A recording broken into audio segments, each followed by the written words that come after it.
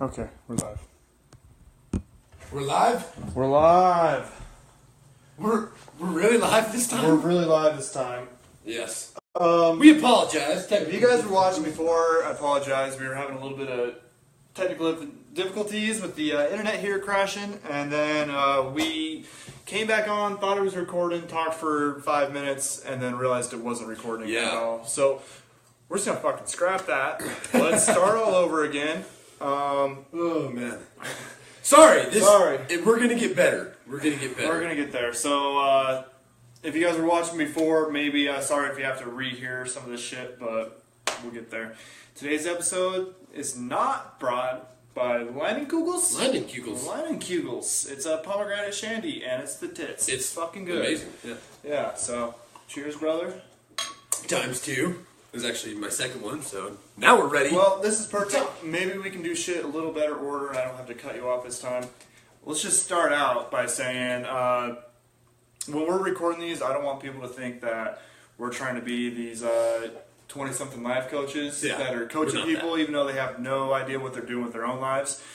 This is stuff that we're just learning and just getting started and experimenting with. And so we're going to tell you the stuff that we figured out that works for us, the information that we figured out, because we're both constantly reading shit. Yeah. And, this is why we like doing it on Facebook Live, too, because it gives you the opportunity to comment with any questions, anything you want to say, any points you want to talk about. Or if there's something that you want to tell us that we're either missing or something that we may not know, bring it up. Bring it to us. Put it on. We want it to be a group. We want to learn from this as well because we're not professionals whatsoever. We are not going to hold any seminars. Yeah. And then also another talking point before we really get started. This should be the last week that we do it from the kitchen. So I have a 2-bedroom apartment, so we're gonna convert my extra bedroom into a studio. So we're both fucking professionals. Be sitting closer to the phone, or actually to the camera. We're gonna get everything. We're gonna get new laptops, maybe a camera, mics. Plus, we'll just all be sitting close together, and maybe the audio will be a little better and whatnot. So and we'll have we'll try to have guests when we're able to. Yeah, when we're able to. We were going to try to get Eric Repka this week, because the guy just doing huge things probably right in some corner of the world, doing photography. Yeah, I don't know, playing with monkeys or something. Yeah, he's everywhere. But we're going to get him on soon, and he will probably be a recurring guest, because the guy he's done a shit ton, and he's got a lot of stories to tell, a lot of good ideas to tell. Mm-hmm. And so hopefully we'll be there. We got a couple other people lined up. We're gonna get Grady Rawls. We're gonna get Anthony Smallin on, and both guys are doing good things. I'd like to have JR too. JR would be great. And these are all guys that are either, they got their different backgrounds. Some went to college, some didn't. Some are starting their own business.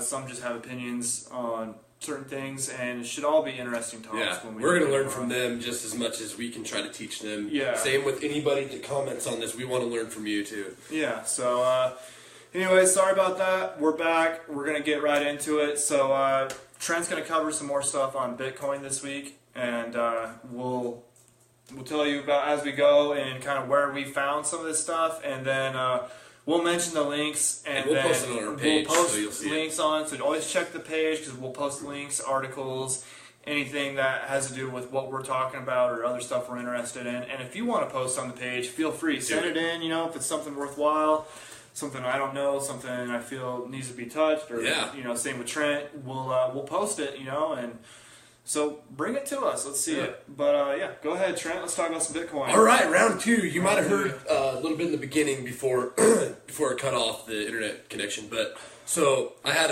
a few people message me, like 10 people message me about getting into Bitcoin, and I want to explain everything. Everything that I'm going to explain to you, I found on YouTube, and I'm going to post those links to our page. So if something confuses you, just go to our page, and then you'll be able to see those links. And so everything will have a backup, and they break it down really well. And once we get better software, like I said, we're both buying new laptops, and we're going to get all the editing software and stuff. We'll have it to where, we'll list all things on the podcast, if it's on YouTube or whatever. And we'll have it right on the link. We'll have it come up on the screen, because we are starting this week. We are going to put every episode on YouTube as well. So check that out. At least go give us a like or something. Yeah, definitely view it. I don't know, whatever you want to do. Really, we're gonna do it regardless if you watch it or not. But anyway, so Bitcoin. All these people messaged me about it. The easiest way to get in, which I tell everybody, you need to look up Coinbase. This is like primarily where people buy it.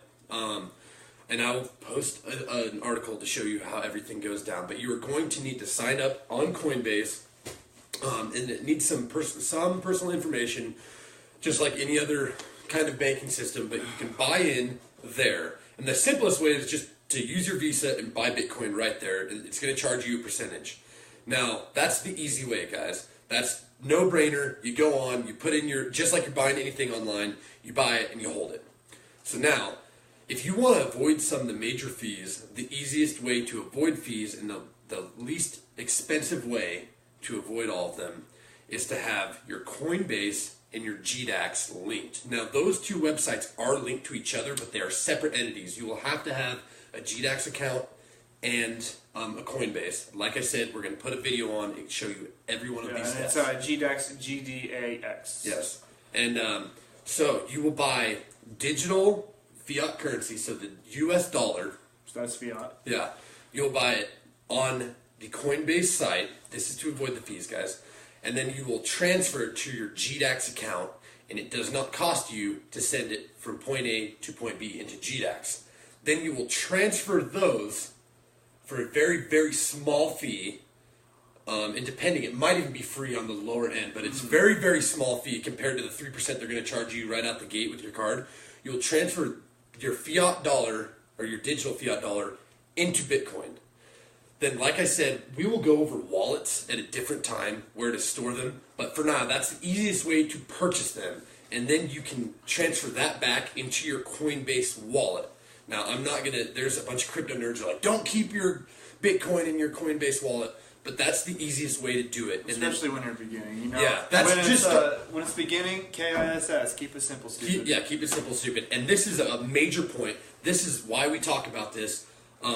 Never invest what you cannot afford to lose. Yeah. So if you're... Should be throwaway money is what you're If you're banking on putting your whole paycheck in and maybe gaining 20% off it, don't do that, because you know what? It might crash. Yeah, and we talked about this before it cut out a little bit, or maybe after it cut out and never even got recorded. There is slight worries about there being a bubble, you know, in the 8 years that Bitcoin and, you know, that kind of currency, decentralized currency, has been a thing. There have been some major drops, but they've recovered to where they were, or even better, very quickly. So that's a good sign. But there's still always going to be, with anything, the housing market, the tech market, anything, there is going to be the possibility of a bubble. So you want to make sure you do it with money that you can it's afford. Not going to fucking kill you if you lose it. That's, you know? I tell everybody, most people that are working a full-time job can afford $20. And you think, oh, $20 isn't a big deal. If you put $20 in, is better than nothing. And you gain $5 in a week, that's free money. And you're like, whatever. But what if you put in $20 every week? Yeah. That's the idea. And so we want to tell you guys, no amount is too small to start. Play with it. It's nice. If you put in $20 and for some reason you know it crashes halfway overnight and you lose, you lost $10, big deal. But that's a great way to learn how to get into this. Now I have hundreds of dollars and Baby steps. Yeah, I have hundreds of dollars invested. I want to move into thousands of dollars invested as soon as I pay off some of our debt, our snowball effect we're talking about. But once I have more of my debt paid in, I will be doing. I want to do several $100s every month. Yeah. And that's what I want to get eventually. Yeah. Stuff too. And so that's what I want to tell us, because I had so many people message me, and a lot of times I can't get back to every single one of them. I will reference everybody to this video. The easiest way is Coinbase, and I'm going to post several videos showing you exactly how to just buy from Coinbase, and if you want to avoid some of those fees, how to transfer from Coinbase to GDAX. Yeah. Now, that's like being said, now we're going to go into some of the mutual fund stuff and what Carson's learning about. Well, and first, let's rewind a second, because the first time we recorded before the internet cut out, you did a really good job at kind of explaining what like Coinbase and Bitcoin is. Oh, okay. There might be a lot of you probably have a good idea, but there might be some people watching this have no idea what the fuck like they're what talking Bitcoin about. is, right? So maybe cover that real quick. I'll cover it. So if you don't know what it is, and you're like, wow, you're making 20% on your dollar, which I do. Every $100, I make $20, and that's incredible, right? You can't do that in the stock market. Anyway, so if you're just interested in making money and you don't care about it, that's whatever. But if you're interested in what it is, so Bitcoin, we found out definitely it was created in 2009. Our Googler looked it up. Girl. Amanda, Look at her like a little costume. It's a Google girl, like a superhero. Pound that beer, I'm leaving. Justin, we chugged one last episode. You should have seen it. Anyway, I don't want it. This is good beer. I know it's too we good. We only have 6 of them, and they're so good. Anyway, I took a good sip for you, Justin. Anyway, what was I? Oh, so 2009, it was created as a decentralized digital currency. Now, what that means is no bank or national entity like actually owns or distributes this digital currency. So, I think it's really like in our culture, because it's our transactions don't cost much in this culture. But if you were to send US dollars to India, their transaction rates are ridiculous. Some up to 40%. So if you're sending a US dollar over to Indian rupees, they're going to get screwed in transaction fees. So this is a really good way to override a lot of those third world countries and developing countries that don't have a solid banking system and they just get screwed, honestly. This is actually what it was kind of developed for, which I didn't even talk about last time. But you can send money so much more cheaper. And think about, like, if you're sending on MoneyGram and Western Union, it takes, like, sometimes 3 days. You could pay for a one-day ship, so it takes 24 hours. Or you have to wait 3 or 4 days. Well, they're gonna charge you at the and they're gonna charge you 10%. This is instantaneous. So pretty much by the time you're able to send the money, they can look in their Coinbase account. By the time they log in, their money will be there. Yeah. So in our culture, it's not as big of a deal to us. We don't see how huge it is worldwide, but this is a huge emerging. We talked about how many trillions of dollars run globally, like the global GDP. Mm-hmm. If this can take 25% of that up, especially in those developing countries, that's still huge. That's huge, and this means we could see Bitcoin like hundreds of thousands of dollars. There's speculation up to 5 million. I'm not going to try to speculate anything like that, but it could be hundreds of thousands of dollars, and it won't be used as a currency. It'd be like an online form of gold, and I'll get into that in another episode. But these currencies are really, like, if we're able to take this and send money over to some poor kid in India, we talked about a little bit about like technology helping those kids like learn. Yeah. This will be able to send money so much faster, so much cheaper, and it will change the way the world interacts globally.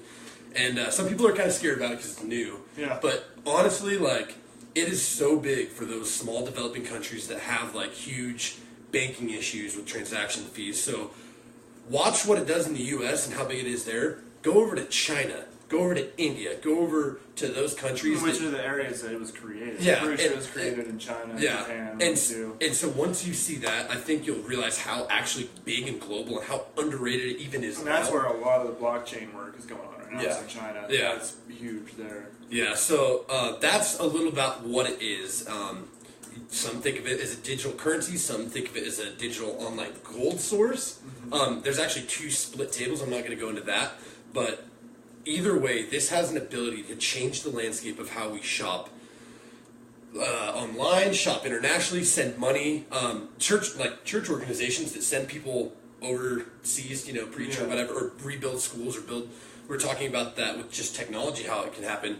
Well, if you can send $10 to buy a very cheap smartphone for a kid in Indonesia, and they can look up Khan Academy, he has a world-class education for $10 in internet access. So that's, like, it's such a bigger picture than what people think about. So when people think, I can make 20% of my money or higher or 300% sometimes over time, like, what you need to realize is how big this potentially could be. And that's why people are investing money. All the people that invested in Google and Facebook and realized that potential are now investing in that. Well, because just like we started before it cut out, Gary V, our homie, look at the ones we're in love with. We're still good.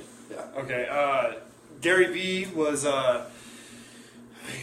the guy started out running his dad's liquor store, turned that into a wine business, and then was the first or second e-commerce site for wine. Yeah. He turned his dad's $3 million wine business into a $60 million wine business. And now his Vayner Media Group's worth over $150 million. He was an early investor in Facebook. He was an early investor in Tumblr. An early Anything investor social media. Twitter, Snapchat, bought all into of those. Bitcoin in 2014. Yeah, he spent $25,000 on Bitcoin So in 2014. millionaire just from Bitcoin. And he's got millions just out of that. And so it says a lot of a guy who has made every right call when it comes to online and the new social marketing, just taking over everything, and social media taking over everything. He put money into it right away. Yeah. Well, so that in itself says a lot. What's even more incredible to think, so his parents were immigrants. They came from this country. They're from Belarus. Yeah, Belarus. From nothing. So when like Dad started out as a stocking boy. Yeah. So when you think like, if you have it bad and you're like, man, that sucks, think about this. He started as a stocking boy, had one liquor store, grew it into several, and then created a wine company. And within, 10, 15, 20 years, it's $60 million. Yeah. So this is... Yeah, he had made that by the time he was in his 30s. Yeah. So just know that, like, that's the guy's what... only 42. Yeah. But that's what we're saying, like, that's... Not that we're trying to do that exactly, but we're trying to emulate a lot of what he takes and trying to be successful in that way into our different venue, because we might not be social media millionaires, but whatever we are able to do, increasing our investment portfolios, and just becoming better in the financial industry, we're just taking everything that he says and we're consuming it. Shameless plug, Gary Vee and Dave Ramsey. I'd highly recommend checking out both of them, especially Gary Vee. I mean, he's got 4 books out. He's writing another one. Yeah, it's going to come out January 2018. Yeah, and I'm reading one of his right now. I'm reading The Thank You Economy, which really gets into social media marketing and stuff like that. And the guy just knows his shit, and he's just a regular dude. He talks like we do. Yeah. And he's really fun to listen to. Check him out on YouTube. He's huge on YouTube. He's huge on Facebook. And then, like iTunes podcasts, he's constantly releasing stuff. The guy has so much stuff. So much content. Yeah, and a lot of them are like, where he's the keynote speaker. He does a lot of public speaking and stuff. And he's not a guy out there trying to be a motivational speaker. He's talking about the shit that he does, what works for him, and what he thinks you could do. And so every time he does that, he takes questions. I mean, he'll spend hours a day answering questions on Twitter to real people. So it's crazy what he does. Gary Vaynerchuk, it's Vayner Chuck. Yeah, we'll Gary VEE. Yeah, so we'll post another link like we've been doing all. Yeah, and I posted a video of his earlier talking about Bitcoin earlier this week. So just check him out. I'd highly recommend it. We're both got huge man boners for him. So yeah, exactly. But yeah, like legitimately, he's just such a huge wealth of knowledge in everything, in investing. It's just somebody that you need to check out for yourself. Yeah, down to earth dude, and he's done it all himself. So it's if you like listening to the way that we talk about this, you'll fucking love him. Speaking of online shopping, did you see Jeff Bezos yesterday? What? Surpassed $100 billion net worth after Black Friday. Really? Yep, he's gone up $13 billion since, because I checked Forbes list. I think this article was from June of this year, and he was only worth $87 billion. Only worth $87 billion. And from then to now, he's jumping up to $100 billion. He passed the $100 billion mark yesterday. How fucking ridiculous! I would like $100 in my pocket right now. Fucking yeah, dude. Holy shit. All right, well, I'm gonna get into some mutual fun stuff. Yeah, you want to have in my list? I made just a little checklist because there's so much shit on this, and there's just a few points I want to make sure that I cover. So I'm gonna have it right here just in case I'm forgetting something, because I'm drinking beers while I'm doing this. I'm gonna check some. Justin Williams was just mad smack talking us. I'm glad you watched for a little bit. What did he say? He's taking shot. Take shot. Pound beer. I'm leaving. Drink a bathtub of liquor tonight. Fucking Justin Williams. Well, Justin, I'm glad you watched for a few minutes. I guess he was more interested in the alcohol than the ambition. Yeah, he was like, ambitions, I don't give a shit about you drinking liquor. I had the ambition to drink more alcohol. Yeah, he's pretty good at it. Yeah, he is. Justin Williams is a fucking king at that. Yeah. For sure. So yeah, I just want to get into mutual funds and Roth IRAs because I think anybody our age who's looking to get into investing, oh man, yeah, Roth IRA. I suggest doing that first. Is get a Roth IRA. Compounding interest, because it's it's in a retirement account, and so it's non-taxable. And so if you're thinking about buy and hold and like long-term investing, that's what you want to go with. What I would recommend is everybody to start a savings, like a high-interest savings. Get a Roth IRA, and then start doing a little bit of mutual funds. That's what I'm doing. I've been putting money into that. I just started. Don't have much into it yet, but I just like Trent was talking earlier. I want to get to the point where I'm putting a couple $100 a month into each one. Yeah. But there's a lot of information on it, and it's actually pretty easy to find. I just posted an article earlier to the Alcohol Inhibitions page. And it's a little dated article. It's written in 2011, but it still covers most of the basics of what you want to get into, and it's a 4-part article. I would really recommend reading it if you kind of want. Because I know so many people my age have no fucking clue what a mutual fund is. I didn't until I read 20 different hours. Yeah, pretty much what a mutual fund is you put your money into a pool. It's a pool of money in a pool of different investments that's managed by a professional. And it's way less volatile because you have your money distributed into 100 different investments. So if one of them fucking tanks, you're only losing $1 out of that 100 that you put in. And it's got a pro watching it. And there's a lot of different stuff. There's open-ended, closed-ended, which is pretty much saying if it's closed-ended, it has a stopping point. Open-ended, or they're going to keep putting money into it as long as people want to put money into it. So there's a long list of different types of mutual funds that you can get into. You can do it through brokerages, which that is a good idea because, but yeah, exactly, that's what I was saying. It's a good idea because it's professional it's super easy. You could do that with absolutely no knowledge about it. You give your money, he's going to put it into something, but there's brokerage fees. Like a lot of them, I know, like Fidelity and like Vanguard. It's usually like $4.50 per change. So if you're going to do a transfer, if you're going to buy, you're going to sell, trade, anything like that, they're going to charge you each time you make a move.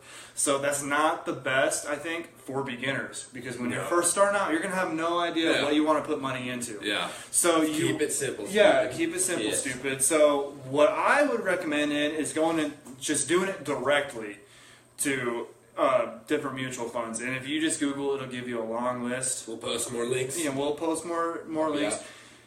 Yeah. There's not going to be brokerages.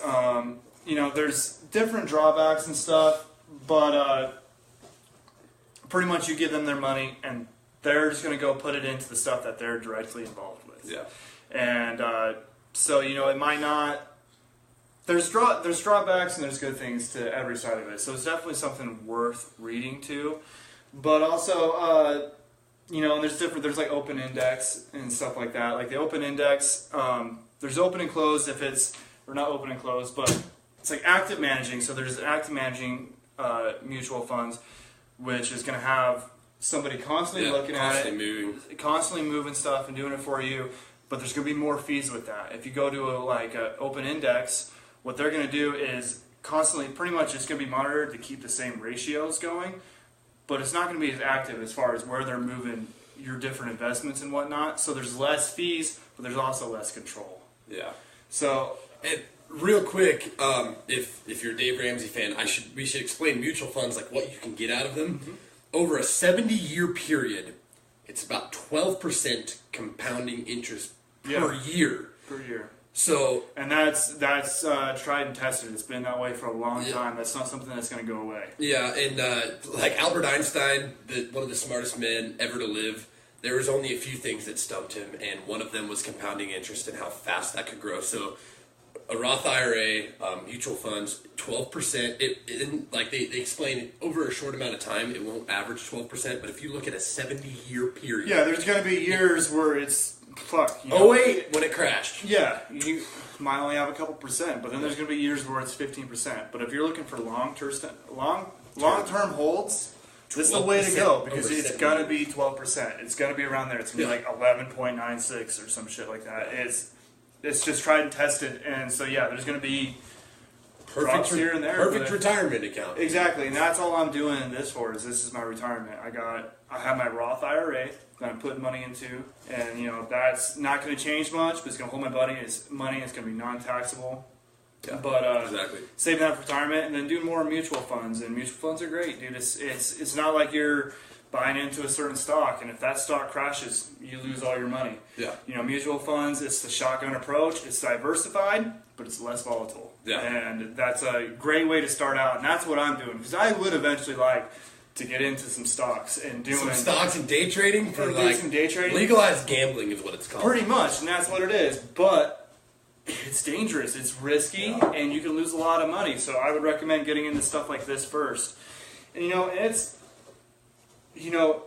I would recommend putting like at least 15% of your income absolutely into an IRA. At the very least, get an IRA. I can push it over and over and over. Unless you want to be 65 and working until you die. Because Social Security, let's face it, by the time we're Social Security age, we don't know if it's going to be there. Probably not going to be around, And so you're going to want to start doing it. And I know a lot of people my age don't get any kind of 401ks. And that's what a Roth IRA is, pretty much. Yeah. And very simplified version, anyway. Exactly. And so, yeah, I'd always recommend getting into that and starting that. And then also another thing to do, like the way I have my stuff set up, so I do the Dave Ramsey stuff. I don't do it completely every step. I do it my own little way. But a good thing is to have, like $1,000 at least saved up for an emergency fund. Well, I could just invest that money into my mutual funds, because it's going to make more money than going and put it into a normal savings account. But there's going to be charges to take that money out. I'm going to lose money every time I want to take that out. So for my emergency fund, I have a separate savings account, and it's not the one for my regular bank, because the interest on that, the APY on that is going to be like what, 0.0? No, it's less than 1%. It's less than 1%. And so you're not going to make any money off of that. So what I have right now is an Ally savings account. That's going to make 1%, which is already miles better. Yeah. And then still losing money per year. Still losing money per year. An average of 4% fiat dollar. Yeah, because, exactly. But there is a new one coming around that I want to push right now. It's starting, I just read some articles and listened to a speech made by the founder of it. It's called Beam. Yep. Beam is about to start up. Beam, they are offering on their savings accounts 2 to 4% interest. That's incredible. Which is unheard of. It's unheard of. In the U.S., it's unheard of. Yeah. You go over to Asia and shit, it's pretty common. Oh, I didn't know that. But yeah, because that's how the guy who started it, is actually, I can't remember where exactly he's from. He's Asian. His mom is from fresh off the boat from there, and she was whining, complaining about how her accounts here don't have the same interest as our international accounts. That's good to know. That's why he started it, is because he wanted something like that. And the way he does it, is there's no physical branches. There's not as much money for upkeep and whatnot. So he's saving money there to where he's going to give you a better interest rate. Where these big banks, they're money driven for sure, and they have all these branches to maintain and whatnot. So they have more overhead, so they're gonna Jew you on your money. And so I recommend Beam. It's getting started right now. They haven't launched it yet. There's actually a waiting list to get on it. I would recommend getting on Beam, and all you have to do is just give them your name and your email, and you'll be put onto their waiting list, because when they first launched the site, they want it to run correctly, so they don't want to let it open to everybody right away and be overwhelmed and have their servers just freak out. So I don't know exactly how many people are going to be on right away, but I would recommend getting on the waiting list. I got put onto it a couple days ago, and I was 35,000. We'll post the link. Yeah, we'll post the link so you can get on. And so I recommend that. It is FDIC insured, so it's federally backed, but I would not have it as your only savings. Yeah. I would do it like I'm doing it. If you want an emergency fund or something like that, that's what I would put into it, because you can pull your money out of it without getting charged like mutual funds, and it's pretty much gonna make what the dollar's gonna lose. So this is the perfect segue for what I've been thinking about. So he explained, do not put all your apples into one basket. This has been said for everything, right? So Mandel and I were driving the other day, and I was trying to find out where all my money is. I have several different places where I have money, right? So just thinking about it, I listed them, right? So obviously checking account, so I can pay all my bills and buy whatever I want to buy. Then I have, and this is through US Bank, and then I have a savings account through US Bank. Then I have a savings account through ICCU, where I make my motorcycle payment, but I keep money in that because it's a high yield. It's not very high, it's less than 1%, but it's higher than average. Higher than normal. So those are the way to go, those are the 3 places. And then I have, Bitcoin, and if you really want to get technical, I have Bitcoin and 10X and Ripple, but I have 4 places, and then we have safe money. We have cold hard cash that we keep in the safe, just in case something pops up. And that's where apocalypse. Yeah, well, that's where Emmanuel and I choose to keep our emergency fund. That way, it's like no matter what, we can just grab some cash if we need it. If something happens, I break my leg and I can't work for 6 weeks. We can just have it right there, no big deal. Chippendales are having, they're gonna try to bring some more people on. Yeah, no. So you got buy one get one dance free, and so then it's like I've got to pull out all the $1,000 in ones, so I can go to Chippendales. Anyway, so that's something that we talked about, and exactly what Carson talked about. Do not put don't put all of your money into one savings. I think you should just diversify. And that's something that every the Wu-Tang, right? But like in all seriousness, now I'm laughing because I'm thinking about it. Right? But on all seriousness, like every single successful person out there tries to diversify where their income is going. So that's something to look into, and of course, follow us, teach us what you do to diversify, where your money's going, and that's just something that. It just seemed like the perfect segue, and it was a random thought I was thinking about. We're driving home from the gym, and I was like, where is all my money? Yeah. Yeah, well, that's the same way for me. I have my checkings. Mm-hmm. I have my, my ally savings, which will probably be Beam eventually, and then I have and that's another thing I want to talk about to go back on the mutual funds. Because I have a Betterment account, which my Roth IRA and my mutual fund investing through. And so there's a lot of different places to go through for, investing mutual funds. Is it like TR Row or IR Row? T something Row. Yeah, I know what you're talking about. That's a good one. There's like Merrill Edge. There's Fidelity. There's Vanguard. Their Ally has their own investing stuff, and the one I go through, though, is Betterment. And if you're a starting investor, that's the one that I would recommend, because like Fidelity and Vanguard, even though they're very trusted and very high rated, they still have brokerage fees. So you're still paying $4.50 for every transaction that goes on. So what I do is Betterment doesn't have that, and Betterment's pretty much streamlined for investors that don't quite know what they're doing yet. So I would check that out. It's Better, MENT. And so Betterment. Check that out. They have a good app for iOS, I'm sure for Android too, and super easy. It hooks up straight to your bank account. All you have to do is give them your routing number and your account number, and it's all streamlined. Anytime you want to transfer money, boom, transfer, done. They're not going to charge you for it. You're good to go. Yeah. That's good. And another have you looked into Robinhood? I've read a little bit about it. That was the one I was kind of thinking about going to, but I went with Betterment instead. Because I ended up reading more. And I listened to a shit ton of podcasts, and I hear Betterment pulled up all the time, so I just went with that. Yeah.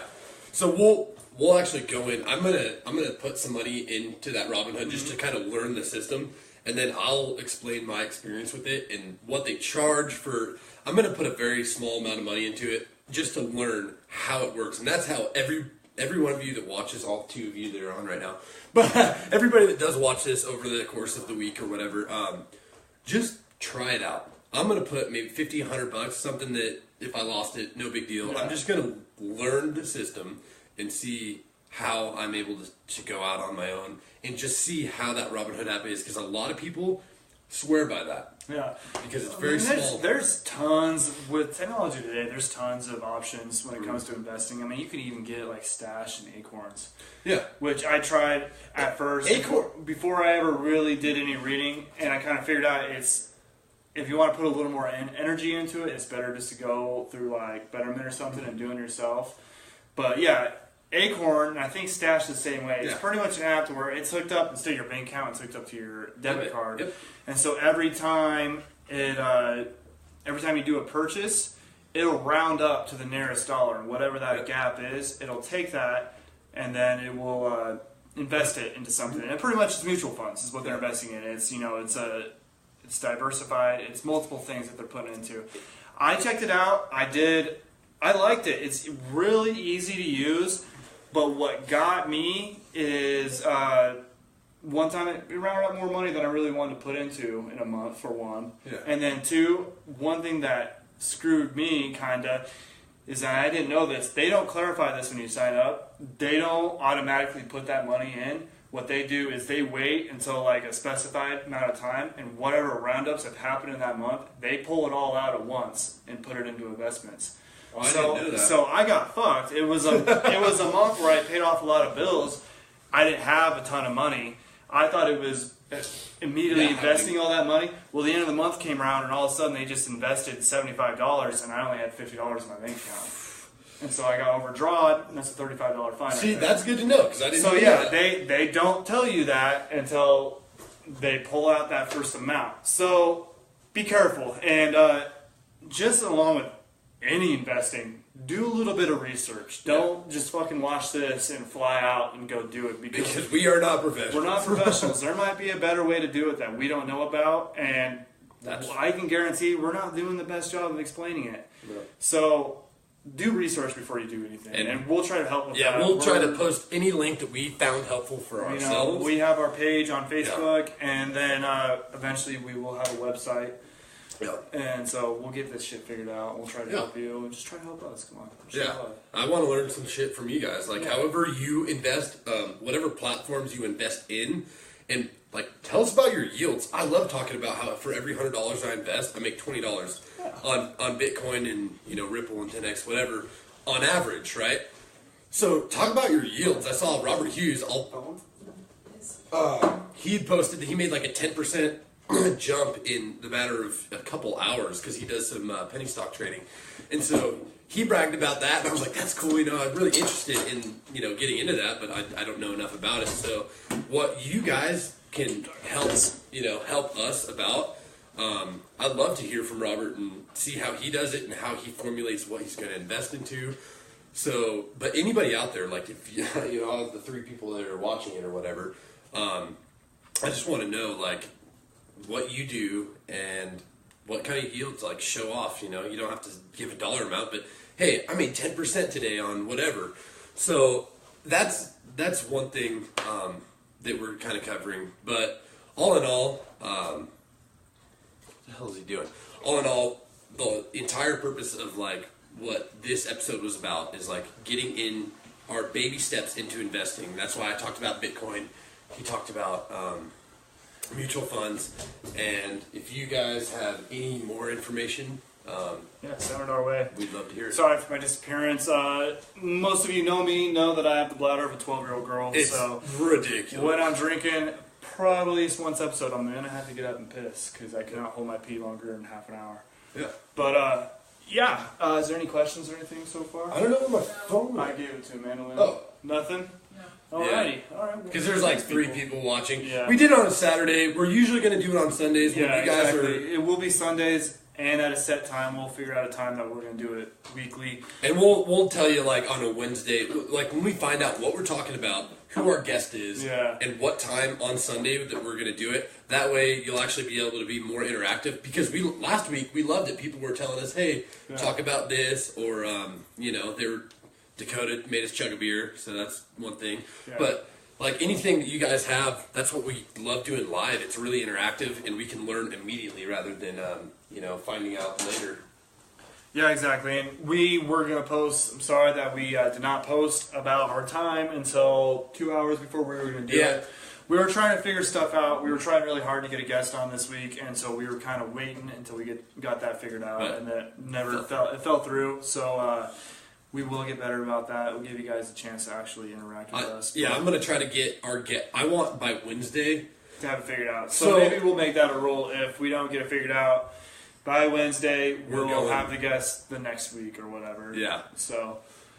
But so now that we've covered all of our investing things, any news things you want to talk about? Or whatever? Man, what happened in the news this week? How about we just go ahead and piss off half our fan base and say that Oregon State is going to get their ass kicked by Oregon? Yeah, if you're about to watch that, it starts in what? Starts in an hours? hour. An hour? Hour, yeah. Oh, it's 3:00 their time that it starts. No, maybe, never mind. It's 5 our time, it's 4 their time. Yeah, so Oregon State sucks. There you go. Whole 1-10 this season? Drink it in. I mean, Oregon sucks this year, too. Yeah, I can't really We're say. 6-5. I mean, better than that. I'm just glad. We were injured. What's his name? Herbert. Did you see him last week? He played really well. I have watched one back. Oregon game this entire year. In all honesty, I've watched maybe 3 football games this whole year. Be on. I'm gonna make some crock pot chili. Well, yeah, we're gonna stick around, eat some chili, Fucking A. drink some beers, whatever. Whatever. But yeah, I'm just trying to think. I'm scanning what happened in the news this week that we could just stir up some controversy. I had some shit too, but it's completely slipped my brain. Well, yeah, a few beers will do that. Beers will do that for sure. But I just want to thank everybody for the support we had. That first week was awesome. 800 plus views. 800 plus views. We did not expect that. We were thinking we'd get 50. Literally 50. Yeah, we got 50 some likes on the page, which the vast majority of them are our friends just trying to help us out. But that's cool. That's still cool. We still did have quite a few that were people that we have no idea who they are. Yeah. We had a lot of messages and nothing but good feedback, people, and I love it. And hey, if you're going to bring some bad feedback to it, that's cool too. Bring it on. But, this is great. We're excited for it. This is what we look forward to all week. That's what we're talking about every week. So ever since last Sunday, I've just been thinking about what we could do. We've been thinking about the content that we're going to cover. We had to short base what we were going to do today because we were originally going to have a guest. But, honestly, I just thought about this all week. Yeah, me too. We're getting wrapped up into it, and we don't expect to ever make any money off of it or ever be huge at all. But we're just having fun with it. We're just having fun with this, and I hope that people get something out of it too. And if anything else you can think of, if not, maybe we just go to story time. Yeah, nothing that unless somebody. All of the 4 people that are watching. Anybody wants to say anything, bring it on. But yeah, if not, if there's nothing going on, what story shall we tell today? Our alcoholic stories on AA. Alcoholic stories on AA. What did we talked last week about losing my car? Should we talk about the fireball, the gallon of fireball? Yeah, I'll let you tell that one. All right. So we weren't even 21. You were. I was just 21, a couple months in being 21. So this was the day after Halloween, I believe. Yes, it was, of 2013. Yeah, so when you're 2021, every day for a month is you party Halloween away. That's just how it happens. Yeah. That's how it goes. So everybody was super hungover from the Halloween holiday that is, we went out that night before and had fun. Oh, we had a great time. Drank, bottled tequila, had a great time. Anyway, next day, our buddy Brock, hope you watch this. Brock Hayes. Love you, dog. Cockstar. So, Brock is like, hey man, let's hang out. He texted me at 10 in the morning, and I should have known better. He just shows up. He's like, at 10:30 in the morning after he messaged me, shows up. Let's go get a half gallon of Fireball. Yeah. And I was like, I got off work at 11. Yeah. You guys are already broken into it. Yeah, so Brock and I, we're like, all right, cool. I'm 21. He's 19, 20. Around, 20 actually. I think, yeah. So anyway, we're having a grand old time. We're playing COD, drinking, whatever. Carson shows up, and within half hour of you showing up, an hour of you showing up, we drank the whole half gallon. Yeah, because I know by the time Zach got off work, we had to have him drive us to the store so we could buy another half gallon. So that was the second half gallon, and by then I had to go buy it because I was the only one that was 21. Yeah. I could barely stumble in to the liquor store and keep my eyes open enough to say, you don't want another half gallon. Don't know which out of the 4 people at the counter are talking to you. Yeah, no, it was. I can't believe he sold it to me. I look pretty young anyway. He looks at my ID. Whatever. All right, I'll buy another half gallon of Fireball. which is the devil's juice. Anyway. It's the official drink without counting. That is the official drink. That's like the first thing I ever got super drunk on. Yeah. Anyway, we come back, have another half gallon, and somehow within another hour and a half, they said, Carson and Zach, they were like, we want a small get together. We had just moved into our house in Bend. We'd only been there. We've been there for less than a month. We didn't really know anybody except for our friends like Trent that we grew up with and Riley and whatnot, Brock. But so we're like, yeah, dude, let's invite some people over. We're like 15 to 20, something small, 10 to 15 at the most. They said 10 to 15 at the most. Well, I've drank probably almost, roughly a half gallon to myself almost, Probably not that intense, but we were 2 bottles deep at that point, finished. Whole gallon of whiskey. A whole gallon of whiskey, mainly between the 3, and then Zach jumped in, so 4 people. So anyway, I just mass text every single person to my phone. Probably at least 50 to 60 people. At least. Well, I'd probably text like 200, but that only showed 60, up. Yeah, 50 to 60 people showed up. And they're like, what the fuck, dude? Yeah, we said 10 to 15, and I was hammered. I didn't care. Dude, but we were all drunk at that point, so we're just like, fuck it. I think the only one was Zach was dating Skylar still. And Skylar was pretty pissed. Skylar was pissed, but, it happens. But,